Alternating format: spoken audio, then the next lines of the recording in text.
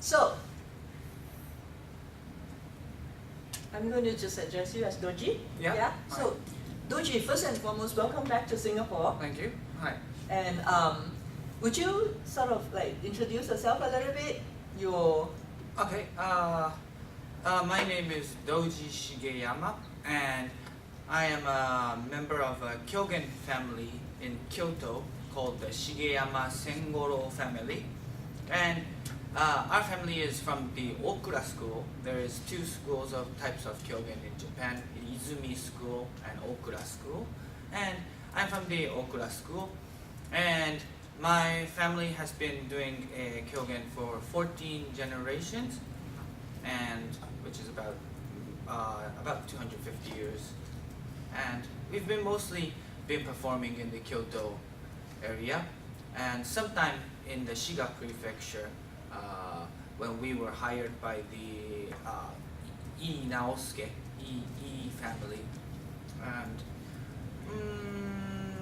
anything else? And I was here last year for the first time in Singapore to perform in a performance called Sandaime Richard, which was like a rewritten play of Richard III by a playwright called Noda Hideki, a Japanese playwright, and then directed by a Singaporean director called Ong Ken-sen.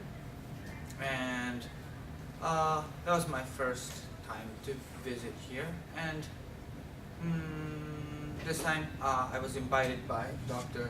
Beng Choo-san for a lecture and a workshop in the university, and also in the JCC, a lecture talk at the Japan Creative Center, yes.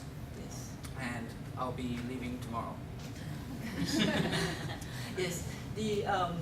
Thank you for the introduction. The Doji didn't tell us much about his training from when you were born into the Shigeyama family, right? Yes. So you are an only child, but you were trained as a Kyōgen actor since you were very young. Right. Yeah. My first performance, actually, my very first performance on stage wasn't Kyōgen. And it was in a theater. My father and an American director called Jonah Salz was doing a theater company called NoHo, and NoHo was a company which basically does modern theater, especially Samuel Beckett, in No and Kyōgen style, and doing Kyōgen and No plays in a Western dance or Western theater style. And so my first stage was I forgot the name of the play itself, but it was taken from the Disney movie Fantasia, where From Disney movie, where the Mickey Mouse becomes the wizard. Yeah. And that was done in like a very, very abstract dance. And all I remember is standing on the stage and these naked men and women dancing around me. And that was my first performance. That was when I was 2.5 years old. And then the following year was my first performance in Kyōgen. And it's in our house. It's quite usual to perform for first time to perform at the age of 3, 4, 5, and since then I've been pretty much doing Kyōgen. So your family's involvement with NoHo.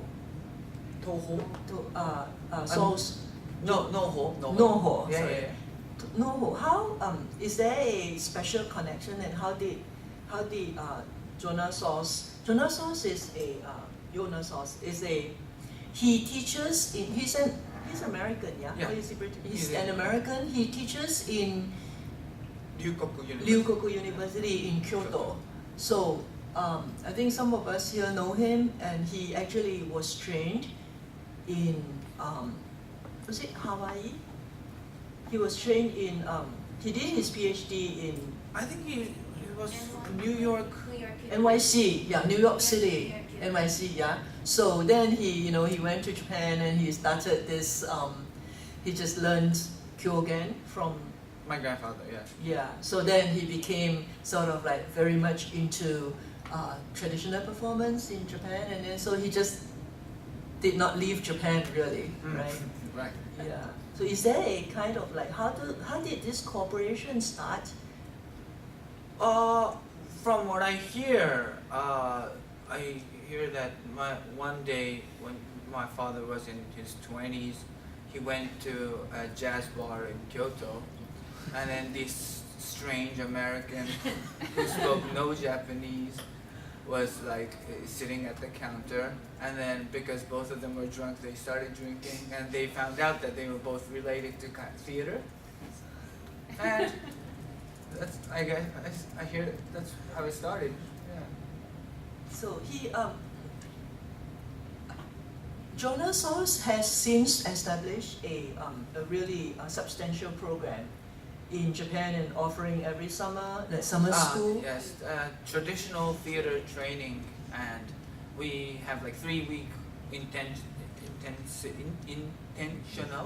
intensive workshops of no Kyōgen and Nihon Buyo, and then at the end of the workshop, everybody has a small performance in front of the audience, and yeah, Jonah and Akira started doing that. Yeah, so it is a very, I thought that this is a very interesting program, and I think this kind of program is, this is not the only one, right? There's several traditional performance. Suppose so. I think people are doing it here and there. Yeah. But in Kyoto, this is the biggest one. I don't know if it's the biggest, but it's one of the oldest probably, because they've been doing it for over 30 years now.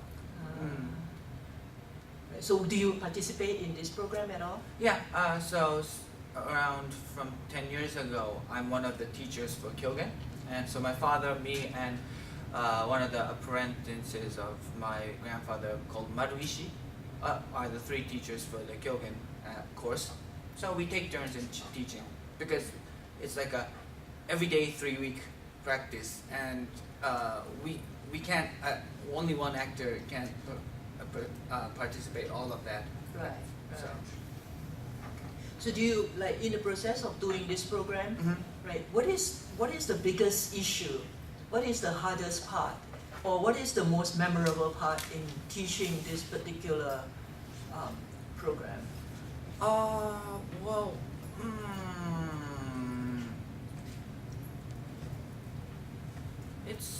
it would be probably all the teachers would have different opinions, but in a program like TTT, very different types of people come. Right, yeah. Who are they? Huh? Who are they? So I think the more common people are actually scholars, professors who are interested in either Asian or Japanese theater or theater in general or dance, and also we tend to have more dancers than actors for some reason, and I think in the start of TTT it was only open for foreign people, but now they take in Japanese people too. So we sometimes have like Japanese housewives, and they saw the brochure somewhere and they were interested. So, and it's kind of nice for them to come to Kyoto and live for 3 weeks and practice traditional theater. So.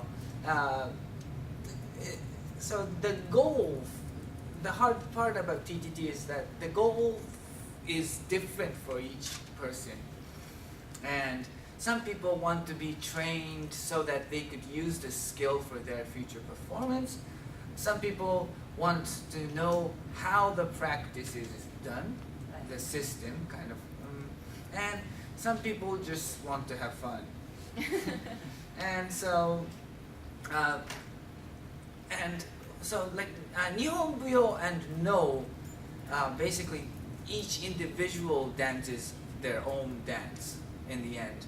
So even if the other people are not very well practiced or anything, that doesn't cause much problem. But in Kyōgen course, we do Kyōgen, one piece of Kyōgen, and Kyōgen is done by usually two or three actors.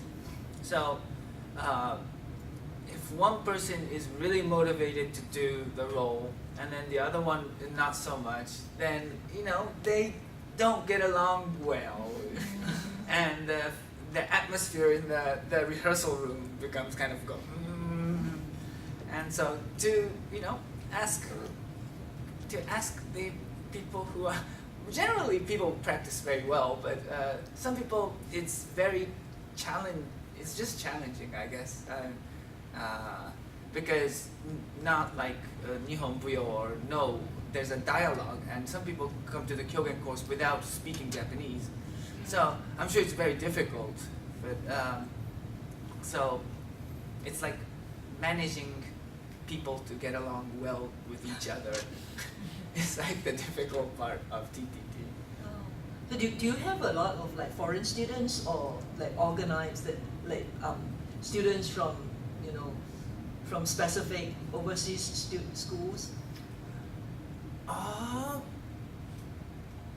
Actually, we tend to have some Singaporean people every year for the past few years. Oh, really? Yeah, and more actually Asian people are coming. Like 10 years ago, it was mostly European, American people. Now I think there might be more Asian people. Yeah, and the language should remain as English, the language of communication. Yes. Basically, but some teachers don't speak English, so they're like gesturing. Look here, this way. So English is not so language is not the most important concern when you think about like getting teachers or teaching students. Yeah, if you want to study about Kyōgen or No or Nihon Buyo, like the theory or or why that's done, then of course language is a big important issue. But to practice performing No or Nihon Buyo or Kyōgen, whether you speak Japanese or whether you don't, the way to practice is pretty simple. You do something and the teacher says no. And so you do something different. They say, and so the words, the information that's passed is very simple. So it doesn't need much. It does need language, but not too much. So if you want to know why you raise your right hand in this timing, then you would need language. But Japanese traditional performers, they don't tell that kind of stuff anyways to students. When you teach a student in Japanese traditional theater, you just say, do this. And why you do that, you think for yourself. So, yeah, practice itself is not difficult. So, but trying to manage the relationship amongst the so we have participants. Right. So once in a while we have to take them out to drink together and let them get along well. Yes. Okay. And I have actually one question about training. Talking about training from the body. So the Japanese style of traditional theater training starts with just like the body. Right. You are told to copy your master. Right. So you started training that way as well. Right. Yes. Right. Yeah. So when you train your students, so students from very outside of this tradition of having to train since young and just copy your master. So how do you reconcile, or how do you like? Did you in the process of so doing, do you meet resistance, like, or do you? And the training period, of course, is much shorter. Right. Right. So what kind of adjustment do you have to do? So, well, you would. I tend to explain a bit more about what's going on stage. And, for example, there's a special way of talking in Kyōgen, the Kyōgen way of talking. But it's not like a at the same time, it has this this intonation that sounds Kyōgen-ish, but at the same time, it's not like a music, so it's not set. How do you say it? It's not written down, that intonation, anywhere. So, and if the lines change, you don't always say it the same way. If there's a place that you want to emphasize, then you would say it slightly different. And so you have the basics, but for every single line, you say the pattern differently, is kind of what Kyōgen is. And so to explain that, I have to tell the students, here, if you say it regularly, this is the basic way of saying it. But in this line, you are talking about this, and you want to talk about this, so you have to make sure that this part goes up, and this part slows down. And so I try to explain that. Was this explanation offered to you when you were learning? No. So how did you, so you just remember it by body? This is the kind of like body memory? Yeah, so first, people in the family, we just do what the teacher tells us to do, and then sometime, I don't know, like doing that for like 10 or 20 years, you realize that you already have the basics, but doing the basics only on stage is very, very boring for the audience. So you have to change it in your own way. And when you're small and you change something from what the teacher says, then you're told that it's wrong. So you get scolded. But when you become a late teenager or over 20 years old and you don't change what the teacher says, then you get scolded, saying you're boring. So you get scolded anyways. But there's some point that the teacher and yourself and the audience kind of believe that yes, you are mature enough to be able to change stuff, but still do Kyōgen, still be a Kyōgen form. So this kind of like adjustment, right, based on your basic training, is how does it? Where do you think you are at now? So you have arrived at the stage where you need to do changes to the basic pattern. Otherwise, your teachers will scold you, right? Right. So I'm in the mid-30s, and this is like the time where you become a bit lazy.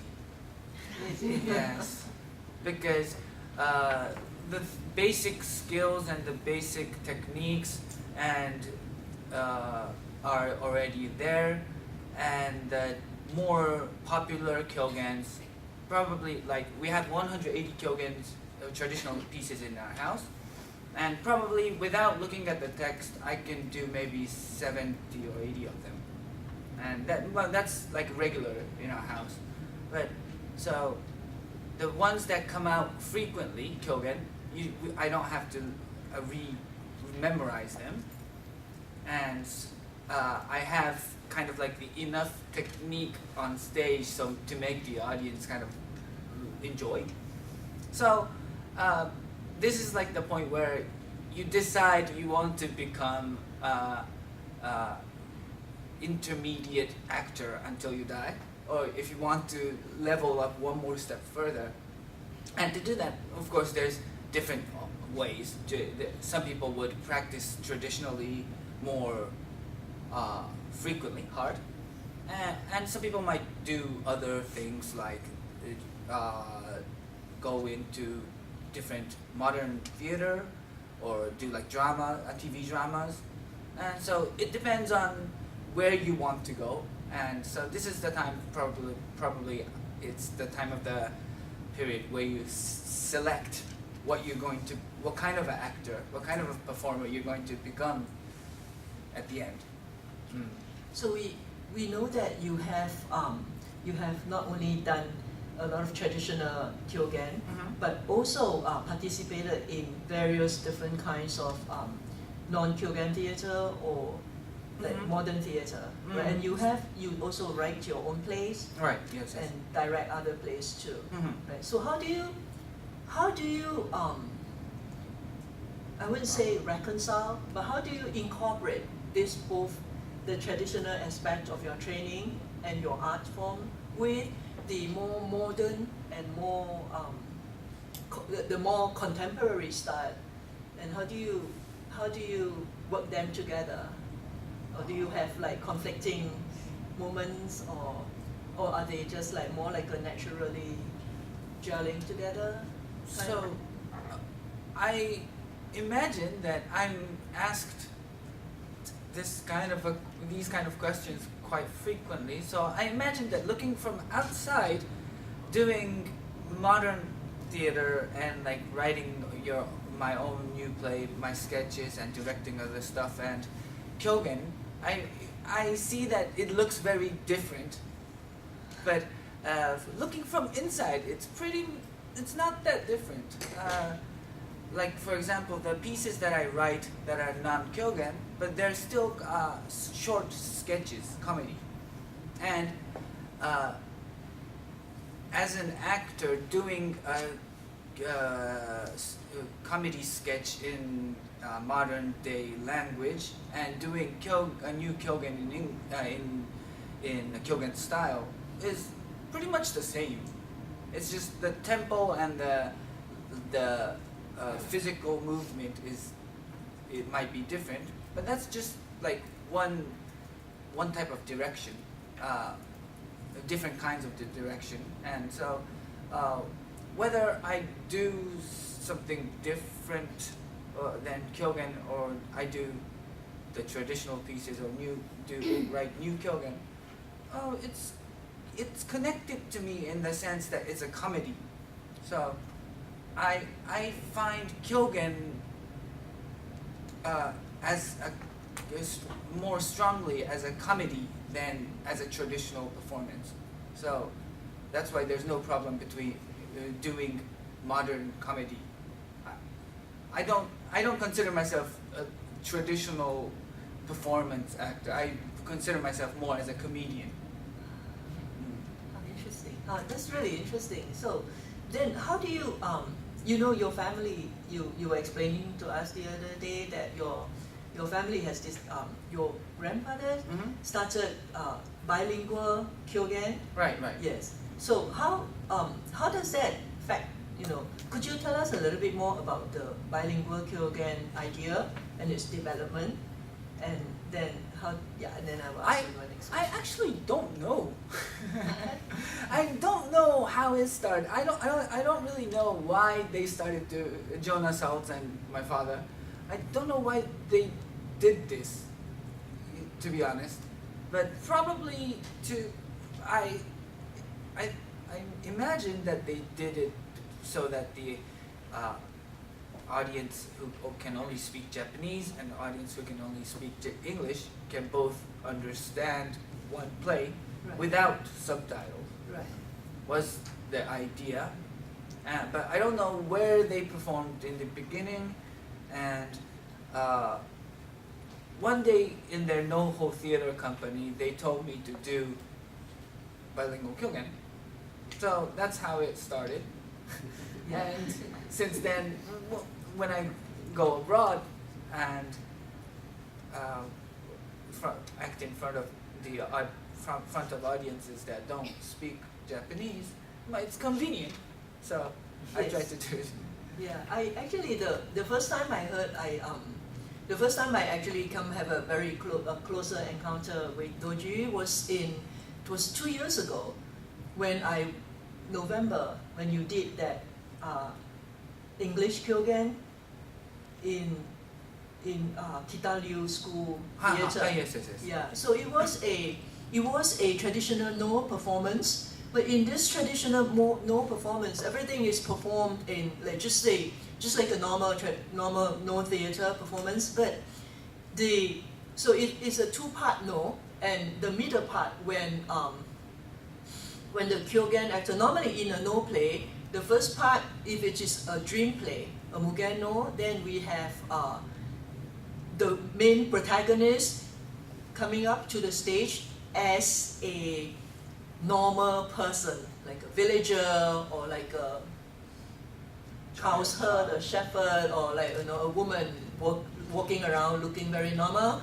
And then the secondary person will come and ask some questions, and it turned out that this main protagonist has a very interesting past story to tell.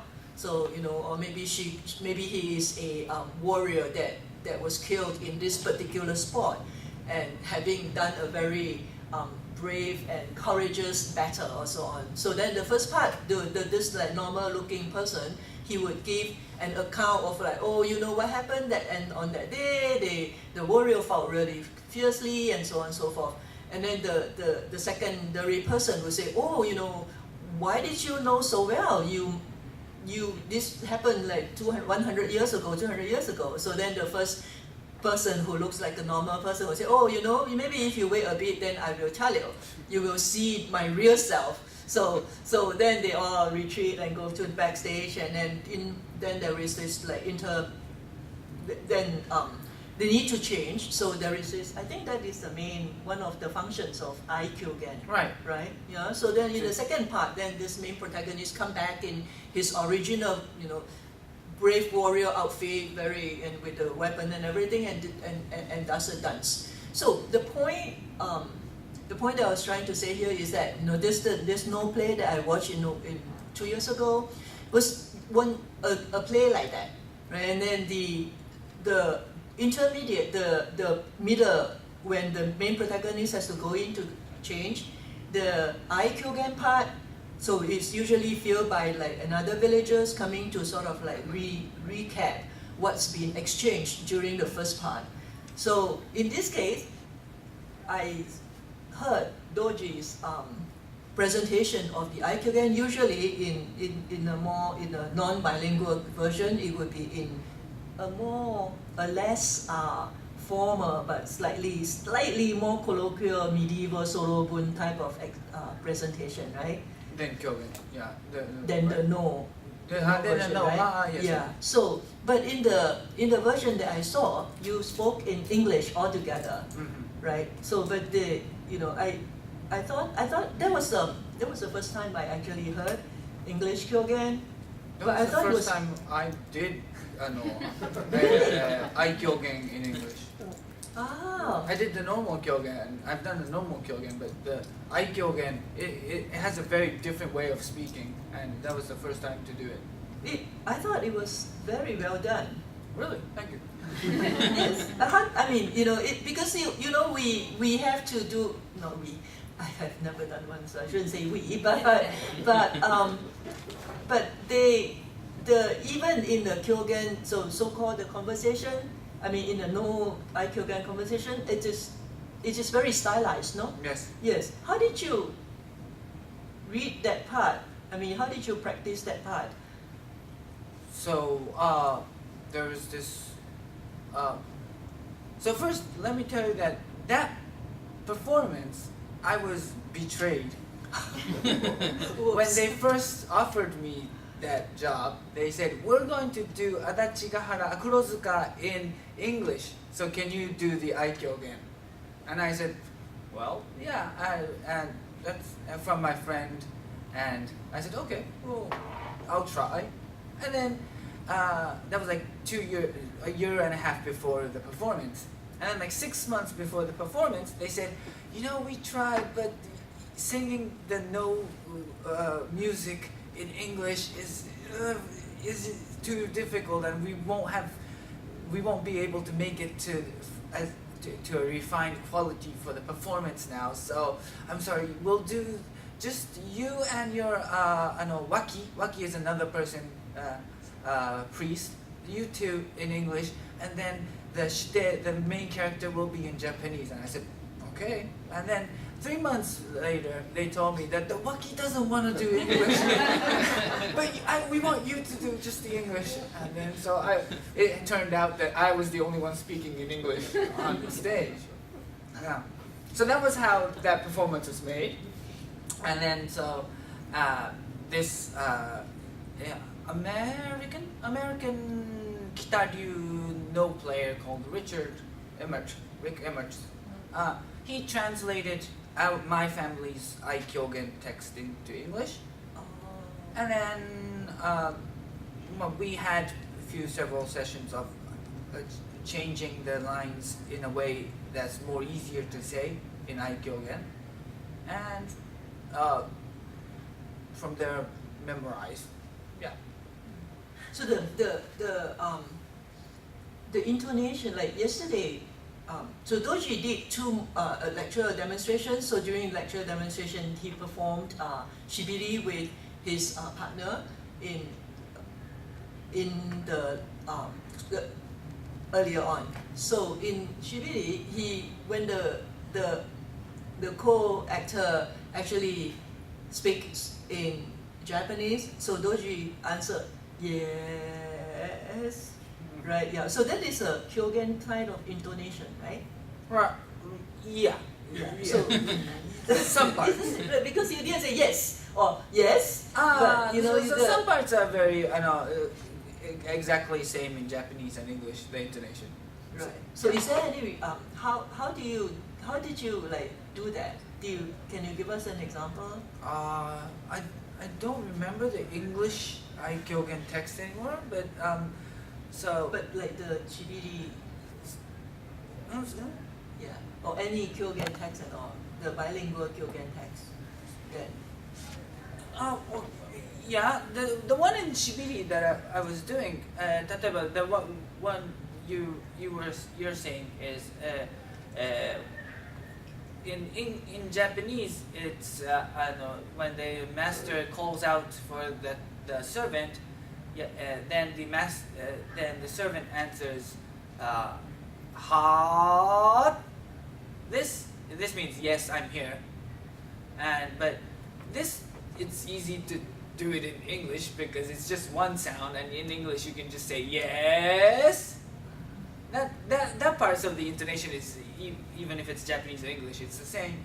But like the other parts where there's more dialogue, if you try to do it in Kyōgen style, because the vowels are so very stretched in a Kyōgen way of saying it, it makes the English like not understandable. So actually, when I'm doing bilingual Kyōgen, I'm speaking slowly and strangely in English is what I'm doing. So it's not really a Kyōgen intonation. Okay. Yeah. Yeah. So my so I think I have one more question to ask Doji about this bilingual Kyōgen, and I think this question is is quite relevant amongst especially Japanese studies students, because I have a discussion with my students on bilingual Kyōgen, which is that when you use English, or when you adapt certain parts of Kyōgen into, say, a context or a song or a story that is more familiar to Western audiences, do you, like my students would consider it as a loss of the Japanese-ness, right? So where is the Japanese-ness that, so I don't know, I say, you personally, from your personal journey as an actor, or you call yourself more a comedian than a traditional performer. So what is your take of this views of like this is the loss of Japanese-ness in, or like a compromise, right? A compromise of like, so am I watching a Japanese Kyōgen, or am I watching a kind of, no, of course this is a Shinsaku no, right? Shinsaku, like newly created work. But how in the process as an audience, right? How do we, as an audience, like my students who are in Japanese studies, right? They would think that I'd rather not understand the plays because of this archaic Japanese language than understanding the plays in the context of some other like English or Western traditions, right? And I think that I don't know about other in other Southeast Asian culture. I'm very sure that you will have this. I think that you may have this kind of this dilemma of like maybe wanting to expand your audienceship, right? Therefore, using a language that is more spoken by many people, like English, and like how do you sort of like retain or the characteristic without having people failing to understand you altogether, right? So because and in the process of Kyōgen, I think in the history of Kyōgen, there is at least 20 years of Kyōgen being translated into English. So there is like English translation of Kyōgen started with Don Kenny from about in the 70s or in the 80s to today, right? So then there are people who there are a few of my colleagues in Japanese theater like Komins and Souls. They learn Kyōgen and Kabuki for like 10 years, 15 years in Japan, and then they went back to university in America, and then they train their own students. So the context is of course that the students are not well versed in Japanese, and then if the students present some if the students have to do a presentation of a Kyōgen play and to the audiences, so like Komins actually changed some of the references, right? So instead of singing a traditional Japanese children's song, he substituted it with something else, like Twinkle Twinkle Little Star or something. This is just as an example. This is not the actual thing that he's done, but he did change. He did like make a different cultural references. So this become a point of discussion amongst my students. So then I would like to hear your view as as a person, as a performer who is well versed in both traditions. So yeah. Oh well. So basically, I personally don't really care about the Japaneseness. You're right. If it's a fun show, that's okay with me, whether it's from Japan or whether it's from anywhere. And I feel the same way for my performance when I do it. So I don't really mind,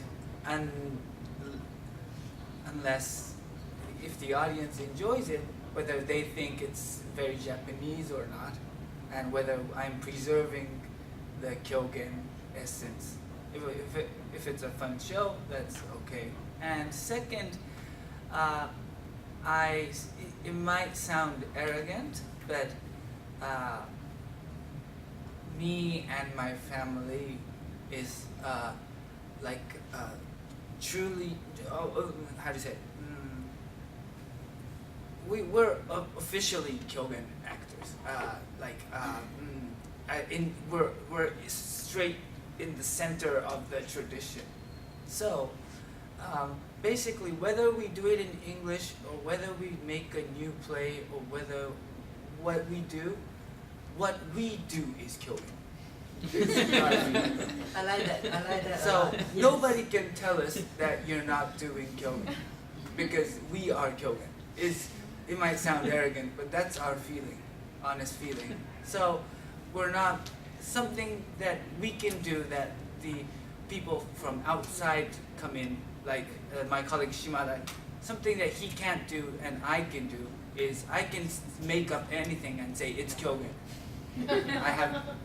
I have the right to say that. Yeah. My family members have the right to say that. But somebody that came out from outside can't say that. Yeah, and I think, doesn't this also build on the fact that you have been in the training from virtually when you started walking and talking, right? Right. So I think the training plays a Who part can too. judge more correctly whether it's Kyōgen or not than us? Right. Yeah. So, yeah. Yes. Not that we're going to do something really bizarre and say it's Kyōgen, but so we're very confident that whether we do it in English or whether the movements are different, the base, the Socrates thing of in Japanese it's idea. Idea. There's idea for dog, then so that's why we can find out if we look at different types of dogs. We all know that they're all dogs, and Socrates said that that's because there's a idea. I don't know how it's translated in English, but I think that's kind of the same thing. We can't bring out this thing called pure Kyōgen in front of everybody, but we know what's Kyōgen. Right. Because we've been together for our whole lives. Right. So whether what if we should do this, whether say we create a new piece of Kyōgen and inside there we need a new movement that's not the traditional Kyōgen, whether to do this movement or not, we know we can select. Yeah, we'll select what will be Kyōgen, pretty sure, for sure. So, Yes. Yeah, I think this is really how tradition should evolve, right? Because with the building on this firm foundation, right, and then constantly coming up with new skill or new aspects, based on the existing kind of foundation that's been built throughout time, right? Yeah, I think this is excellent. Yeah, so I think with this one comment, and I would like to open the floor to everyone, and please comment, or if you have any questions or any ideas to share, Miguel. So. Yeah, so there was one part where you were talking about how, like, the process of learning and how things are usually not explicit in the tradition. That if you were learning in the traditional way, you would just, copy your grandfather or somebody for a very long time without knowing what you're doing. And that when you teach foreigners or you explain things, you do it in a different way. So my question is, do you think this will change for you in the future? Like, if you were to train a new generation of Kyōgen performers, would you teach them, or would you also teach them how to teach foreigners? I mean, would that be part of the? No, I don't think I'll teach them how to train other people. Okay. But usually when we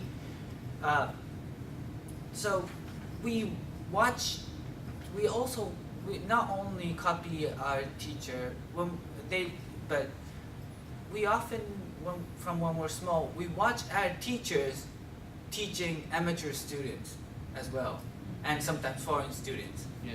So they don't teach us that, but because you watch it daily, and so you kind of catch how your grandfather or your father is teaching people from outside, and then watching it makes you think, oh, that's a good idea, but the way to teach that one is not such a good idea. You select. Yeah. So then when you teach, you try to do it in a way that you think it's good. So, yeah, no method. There is no like a set method for teaching in traditional theater, I think. I have a bit more. I have a bit more fundamental question about this thing of bilingual Kyōgen plays. And it, of course, extends to a great extent to other traditional performances. I think one of the concerns of traditional performance is the fact that it's not reaching the younger generation. And so we introduce innovations. One of the things we can do is change the form, we can work on themes that are more contemporary. But for me, the question of bilingualism, I mean, who is it for? Who is bilingual Kyōgen for? Is there a generation of Japanese that don't particularly appreciate Kyōgen in Japanese that bilingual Kyōgen is introduced as a novelty? Is it a case of, is there a larger population of English-speaking people in Japan that you would like to reach out to? So for me, the question is, what motivates the kind of innovations that you are introducing to Kyōgen? And of course, I also do appreciate the fact that more than the form itself is the whole entire comedic element. We've had performances like the Magic Fandoshi and the Two Servants, which are Kyōgen performances, very traditional ones, and performed in Singapore by British actors as well as Singaporean actors. But the whole entire idea of what was Kyōgen about it, aside from the fact that it originated as Kyōgen plays, was really lost upon the audience. So for me, the question is, what's the motivation? Why do we try to make it, what is the impulse for making it contemporary in Japan? Making it contemporary and for me, the bilingual Kyōgen and making things contemporary are slightly different, so I'll answer both of them. Bilingual Kyōgen, like I said before, I don't know what the reason why they made it, but the reason I do it is because for people who don't understand Japanese, and I would love to do it in both English, just English Kyōgen, but unfortunately we don't have any more professional Kyōgen actors that can speak English. So that's why it's bilingual, to be honest. If there was another Doji Shigeyama, I would do English Kyōgen with him if I was in Singapore, yes. But nobody is that fluent in our family, so maybe in the future I'll be doing full English Kyōgen. And as for making new plays, yes, I am trying to attract a new, wider audience, and hopefully younger audience. But at the same time, I think it's just the habit that young people generally are not interested in tradition anywhere in the world. They're interested in pop, more new, young, bright stuff.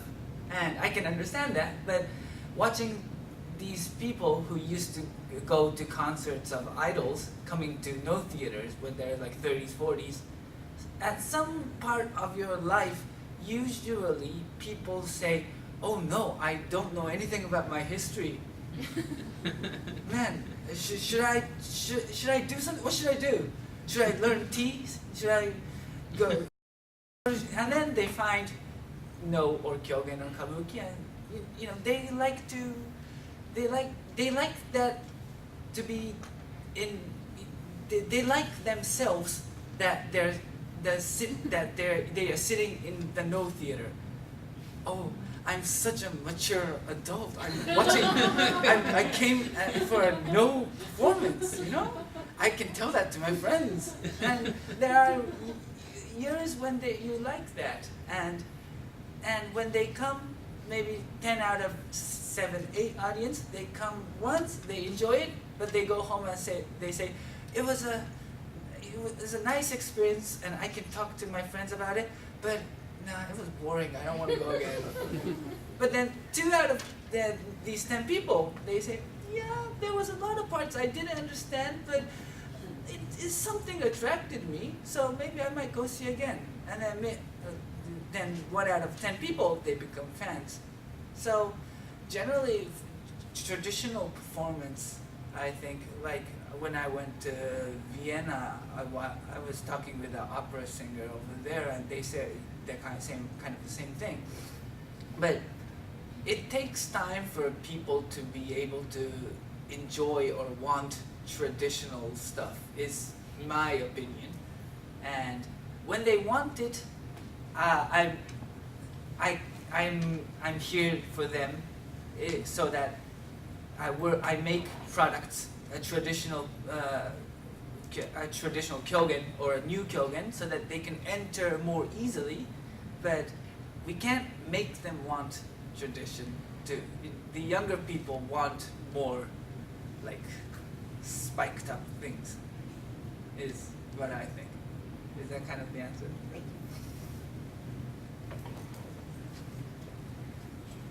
Yes. Thank you, Doji, for that interesting presentation. A number of issues have come up, and they will come up in later discussions as well. I'm sure this is so. But a couple of things I want to find out at this moment is, okay, you do a short course for foreigners who don't speak Japanese or don't speak anything in 3 weeks, right? As you said, about 3 weeks. And you do, well, other things you mentioned about weight and change and so on and so forth. So my basic question is, what do you achieve at the end of it? For them. For yourself, for them. For For yourself, I'm not concerned. Okay, but for them.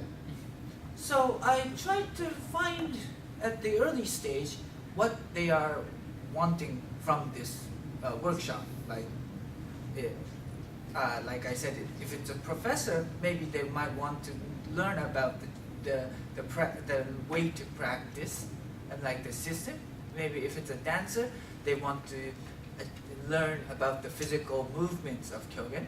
So I tried to look at everybody and I tried to give them more of what they are wanting, and to be able to, of course, perform at the end. But for example, there was a Russian lady.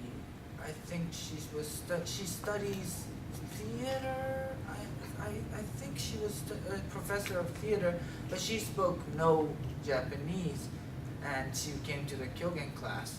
So she had a very hard time memorizing the Kyōgen script, and so we couldn't reach to the point where we can tell her to do it more specifically. You know, memorizing the lines and saying it was the maximum she could do. So the question is, still haven't answered my question. Mm-hmm. What do you achieve, and what do these people get out of the whole thing? Apart from saying, well, I went there, had fun, I was there for 3 weeks for the course, I came back, but they didn't do nothing beyond that. You know? Beyond that. Yeah, nothing beyond that. It's just that 3 weeks or 2 weeks of experience of some kind. Yeah. Yeah. But so, what is the intention at the end of all that? For them to have some fun, and for you to have some fun. Is that all? That's up to them, the student. Because they're dealing with bigger issues, which, you know, I mean, I'll come back later with my paper with some of these issues. It's a question of authenticity, question of handing down a tradition, question of knowing a tradition before you hand it down, things like that. So none of that is important here from the presentation. Sorry, I don't. I said, okay, we're talking about handing down tradition. Handing down traditions, yes. Okay? But the way that it's been presented is like you don't need all that. You just come there and you get exposure and then you go back and you're happy with it. That's it. And you have changed and changed and changed, but you're doing it within a tradition. Which, well, I hope that you understand the tradition. Obviously you do, is it? But then the concern is whether or not you are still, with all these innovations and changes and so on and so forth, what comes out at the end of it, is it still Kyōgen or not? So I think it's This will come up later in my own paper. I have this issue of this. See, people do new bangsawan, new waikulit, new whatever, and then they still call it waikulit, but they don't know what waikulit is. yeah. I think we have like two different ways of looking at what tradition means. Yeah. So in one sense, I think there's a school that would argue that tradition is something that we need to sort of hand it down, per se, right? As as a tradition. So we understand it as tradition as it. So we don't want to do, if possible, we don't want to do any changes to it. And then so we will just pass it down as it is. So this is one approach really, yeah, one possible approach to traditional theater.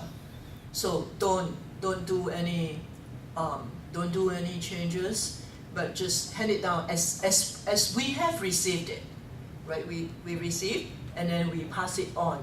So it's like passing down. But I think then there's another school too that would be to receive the tradition, like receive the traditional, say in Kyōgen's case, right? So receive the tradition in the training. So you train, and so all the earlier techniques and all the experiences into your training. Then while you pass down this tradition to the next generation, you do modifications, right? And then you sort of like adapt to the requirement or the context of the audience and the society, and then therefore in the process of passing from our teachers to our disciples, things change. So I think there is these two approaches, right? So that's Professor Gulam is asking about the handling down. What I'm saying is that at the end of it, why call it Kyōgen? Yes. So that was his. That was the basic issue, you see. Yeah. So when you say by the end of it, what do you mean? End of what? At the end of your course, your training, and handing down to people. So And you get a group of tourists from America coming to you for 3 weeks. Yeah. You want to learn Kyōgen from you, okay? Right. Are they really learning Kyōgen? Oh, This is what I'm trying to say. Yes. So because they will go to, I know I have got my own American guys, students who come to Malaysia, yeah. go to the puppeteer, learn for a week, go back and open a course in New York University or some other university. Malaysian wine play 3 credits. And they become experts, we don't become experts because the Americans, they publish it and they get more exposure. Oh, This happens. Right. I don't. I teach Kyōgen, yeah, but the people who learned it, I don't. For me, I don't think they're thinking that what they're doing is proper Kyōgen. Hopefully. So I didn't think about that. I didn't think of them going back to their country and showing everybody that it's Kyōgen. Yeah, that case, I can give a name to it. So well, there's no if they do that, then there's no license for Kyōgen. So I guess they have to say okay, but yeah, usually that did. Well, up until now, that didn't happen very much. So for Kyōgen, so maybe we have to watch out.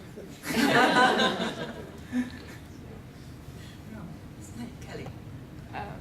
I'm always fascinated by Kyoto for a city that is. I'm always fascinated by Kyoto for a city as one side is, you can find all this traditional art form, but on the other side also the very cutting edge performances. Like there was a group back then. What's the name? Now it escapes me. Down Type. Yeah, and then it came out from Kyoto, not from Tokyo. But my question is, was there ever an option for you not to do Kyōgen? Yes. I wanted to become a cook. Seriously. When I was like 12, 13 years old. Yeah. So because you started your training very early, and then I imagine that is in your family. It's just like it's very natural to do Kyōgen, but you do. I mean, you think you do have an option not to. Yeah, the elder son is kind of like you have to do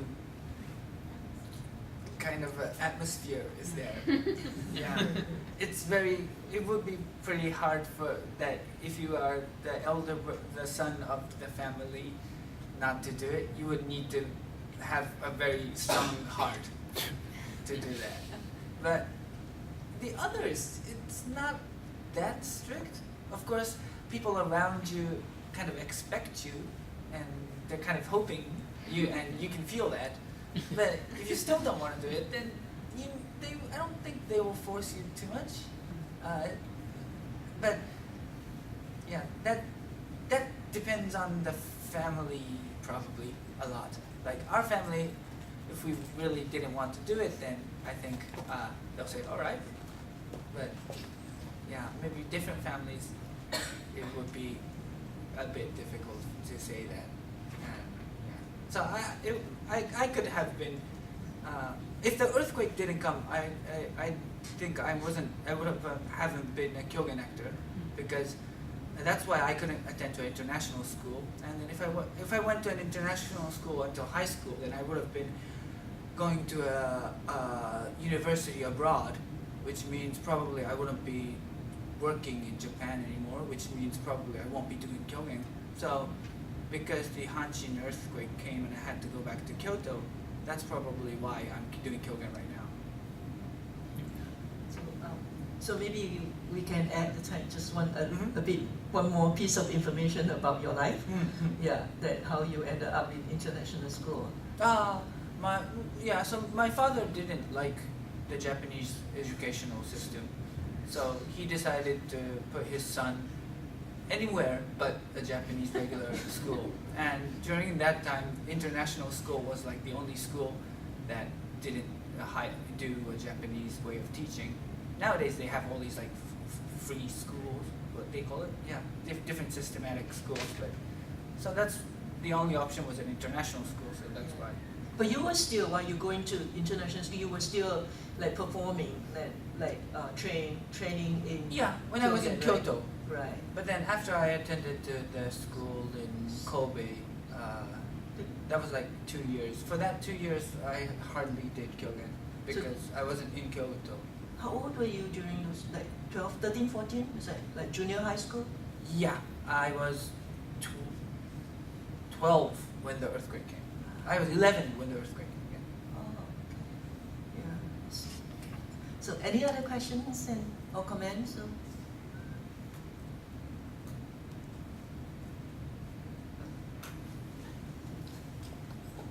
I guess Hi, so I guess so I'm also a Japanese person that went to an international school. I went in Tokyo,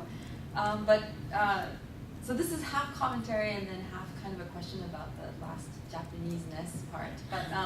But the first part, I just wanted to say that I think it's an issue of accessibility, and that if enough Japanese people actually have the chance to get a closer look at Kyōgen, I think they might actually be interested, because I was in an international school and not a Japanese school. We actually had a Kyōgen club in high school where we had Okakura-ryu teachers come in every week in Tokyo and teach us these plays. And the high schoolers, we really got into it because there's I'm not a theater scholar, so I can't say too much, but there was a kind of universal sense of comedy in Kyōgen that even us as kids could kind of understand, that, that the servant's always kind of, getting the win, and the master is always kind of the stupid guy that ends up, that kind of, there was a basic sense, even if you didn't know a lot of Japanese tradition, that it was something that we could enjoy. And in our school, we performed it in Japanese when most of the audience could only speak English. And we had pamphlets with subtitles, but most of the audience, and of course we chose plays that were very kind of easier to understand physically. But I think a lot of the English-speaking audiences really enjoyed it because there's a kind of simplified sense of that action in Kyōgen that was somehow kind of universally translatable, I think, and that sense of the comedy and kind of the political satire, I think, is something that is present in kind of multiple cultures, even if Kyōgen is a very specific way of expressing it. So, so that, I think, in a sense that, like in a way that the history of Kyōgen and history of performances itself has changed.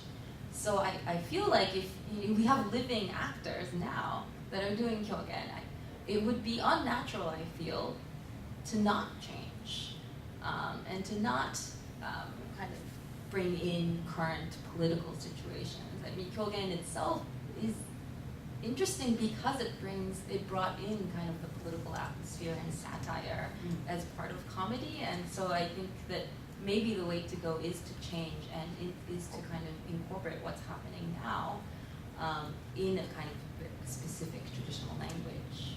But I don't know what you think. So we have like different families of Kyōgen, and each family has their own way of doing, own way of keeping the tradition, and some a house in Tokyo called the Yamamoto, I think they're the most strict tradition family, and so their family, how do you call it, their family slogan, I don't know, family moral is that rather than change, protect and die is their house thing.